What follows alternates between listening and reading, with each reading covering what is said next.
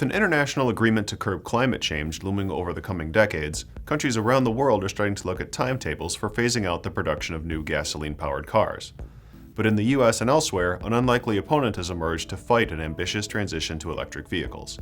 Toyota, whose Prius once made it the darling of eco-conscious car buyers, is opposing stricter emissions limits and electric vehicle initiatives around the world, the New York Times reports. The world's largest automaker says it embraces electric vehicles and is working to reduce its overall emissions, but it contends that a swift transition from gas vehicles to electric ones is unrealistic, and that hybrids like the Prius should continue to play a role. Critics, however, argue that the company is merely seeking to protect its bottom line, after years of betting on the wrong technologies in the race to clean up the auto sector. Toyota brought gas-electric hybrids into the mainstream and invested heavily in hydrogen fuel cell vehicles, which can be refilled quickly, emit only water vapor, and travel long distances without needing lengthy recharges.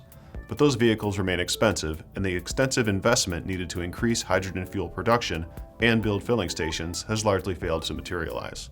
Electric vehicles, by contrast, are traveling longer distances, recharging more quickly, and becoming more cost competitive every year.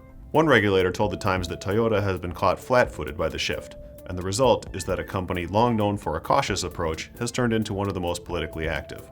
Company officials reportedly lobbied congressional staff against a quick EV transition last month, and Toyota did not join a 2019 emissions compromise between other major automakers and the state of California. One group says Toyota has gone from a leader to the worst in the auto industry when it comes to corporate climate lobbying.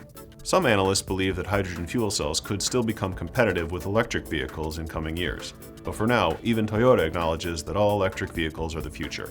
The company is now producing them for the Chinese market and says it plans to introduce 15 battery electric models by 2025.